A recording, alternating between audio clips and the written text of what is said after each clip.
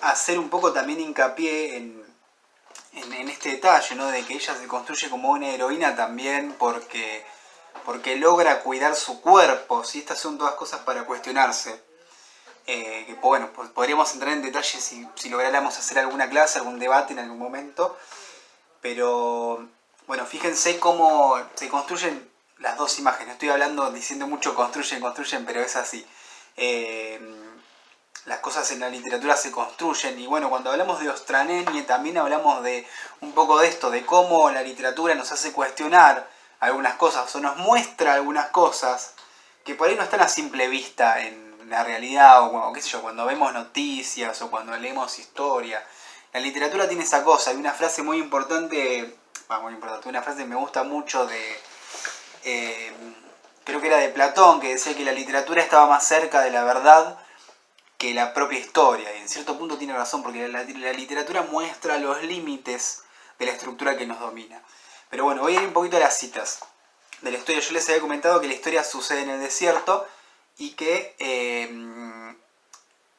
el desierto, bueno, se construye como algo que tiene que ver con lo argentino, y en este caso el desierto en la historia era algo que estaba en paz, estaba en tranquilidad, y de repente llegan los indios y rompen todo. Y dice algo así, dice: se puso el sol, parecía que el vasto horizonte ardía. La silenciosa llanura fue quedando más oscura, más pardo el cielo, y en él con luz trémula brillaba una que otra estrella, y luego a los ojos se ocultaba como vacilante fuego y soberbio chapitel. Dice: entonces, como el ruido que suele hacer el tronido cuando retumba lejano, se oyó en el tranquilo llano sordo y confuso clamor. Se perdió y luego violento, como baladero espantoso de turba inmensa, en el viento se dilató sonoro, dando a los brutos pavor. Fíjense que cuando empiezan a aparecer los indios, esto quiere decir que estaba todo re tranquilo en la pampa, y de repente, ¡pum!, como un trueno, llegó algo violento. Fíjense las palabras que usa para referirse, y esto justifica lo que yo les digo, para referirse a los indios. Brutos, ruido, si el ruido violento es algo que tiene, el ruido nunca es algo precisamente agradable. Pero aparte de esto, que en este caso podemos ver un pequeño detalle de lo que pensaban en este momento de los indios, podemos ir avanzando un poquito a esa parte en donde aparece algo que es desconocido. O sea, estamos hablando de que primero que son humanos contra humanos, ¿no? Pero acá parece casi como si fueran extraterrestres. Bueno, en esa época no sé, capaz que una persona de otro continente podría ser un extraterrestre. Pero bueno, digamos que los criollos y los indios vivían en el mismo terreno. Dice: ¿quién es? ¿Qué insensata turba con el alarido perturba a las calladas soledades de Dios, donde las tempestades solo se oyen resonar? ¿Qué humana planta orgullosa se atreve a hollar el desierto cuando todo en él reposa? ¿Quién viene seguro puerto en sus yernos a buscar? ¿Dónde va? ¿De dónde viene? ¿De qué su gozo proviene? ¿Por qué grita, corre, vuela, cabalgando bruto la espuela sin mirar alrededor? Ved que las puntas ufanas de sus lanzas por despojos llevan cabezas humanas. Fíjense en este detalle, ¿no? Son como una especie de turda de violentos que vienen y que tienen cabezas humanas en sus lanzas. ¿Dónde vieron eso? En un jueguito lo vimos. Sí, pero no me consta. Bueno, habría que preguntarle por ahí al profe de historia que los aborígenes de acá de La Pampa tuvieran cabezas humanas en sus lanzas, ¿no? Pero piensen que esto es ficción, ¿sí? ¿Qué es la ficción? Bueno, son historias inventadas. Pero esto lo leía mucha gente. Y acá les voy a leer la parte de la yegua. Dice: con afilado cuchillo, la yegua al lazo sujeta, y a la boca de la herida, o sea, donde estaba cortada la yegua, por donde ronca y resuella, a borbollones arroja la caliente sangre fuera, en pie trémula y convulsa, porque encima estaban chupándole la sangre a una yegua que estaba convulsionando. 2 o 3 indios se pegan como sedientos vampiros. Fíjense el uso de la palabra vampiro, que estamos hablando de algo que no es humano, ¿sí? Sorben, chupan, saborean la sangre haciendo murmullo y de sangre se rellenan. Baja el pescuezo, vacila y se desploma la yegua con aplausos de las indias. Esto lo estaban como especteando las indias. Que a descuartizarla empiezan. Fíjense toda la escena. Los tipos degollan o degüellan a una yegua, le chupan la sangre por turnos. Y después las mujeres de los indios que estaban esperando ahí, cuando termina la parte de la sangre, lo que hacen es descuartizarla, así probablemente con las manos. Bueno, no sé, digo. Fíjense cómo esto es muy importante para la idea de cómo se construye el indio, mientras que las cautivas, que son las criollas que estaban presas ahí, están mirando el espectáculo y les parece aberrante. Dice, por ejemplo, el infernal alarido y las voces lastimeras, mientras sin alivio lloran las cautivas miserables y los trenezuelos niños al ver llorar a sus madres.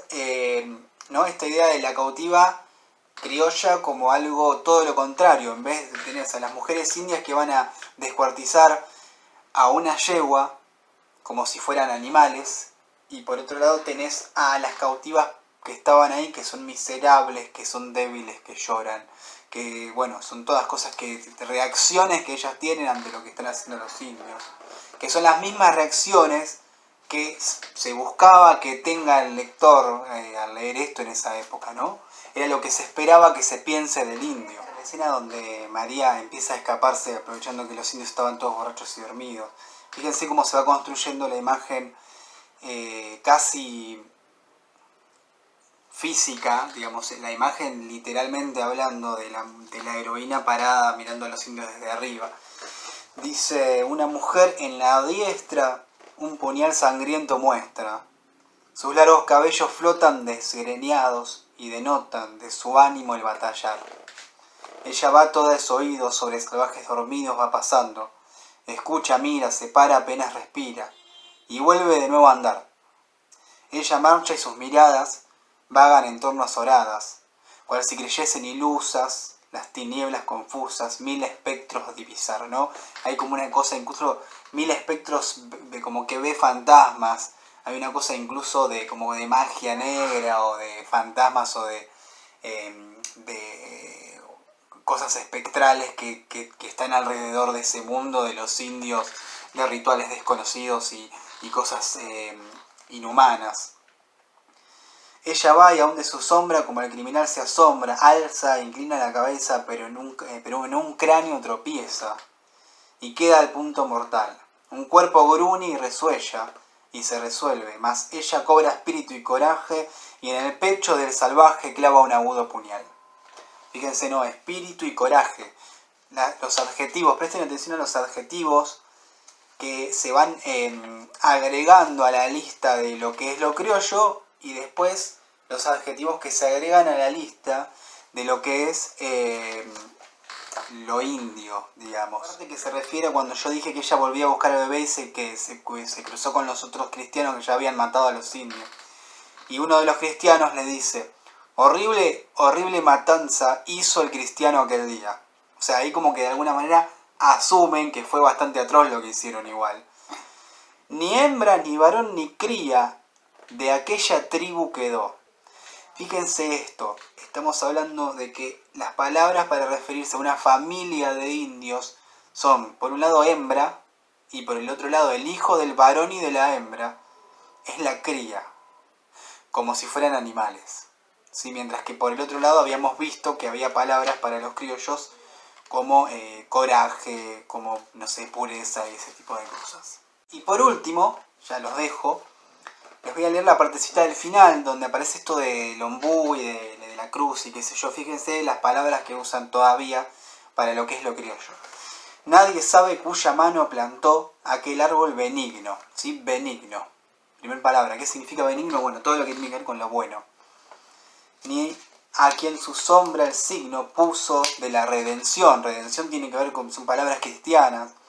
Cuando el cautivo cristiano se acerca a aquellos lugares, recordando sus hogares, se postra a hacer oración. O sea que cuando el cristiano llega a rezar, es parecido a lo de Gauchito Gil, por ejemplo.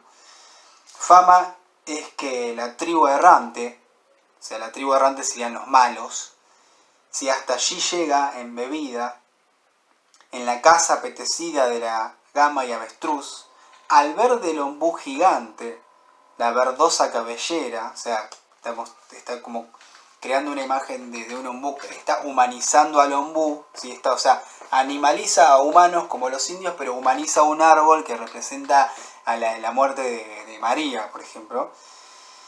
La verdosa cabellera suelta al potro la carrera, gritando, allí está la cruz. ¿Sí? ¿Qué quiere decir? Soltar al potro la carrera, salir arando, básicamente, porque le tienen miedo.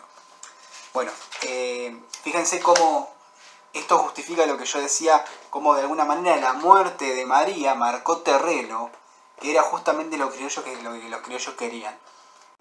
Aparte de ganar, de buscar esta idea de ganarle terreno al indio de forma física y justificar eso, que yo, desde mi punto de vista, obvio, justificar la matanza del indio para extender el territorio argentino, porque el indio no es argentino, entonces lo que hacen es también ganar terreno simbólicamente, entonces marcar una gran diferencia entre lo que es el indio y lo que es el criollo. ¿Sí? El criollo como algo deseable y el indio como todo lo contrario, como algo que ni siquiera es humano.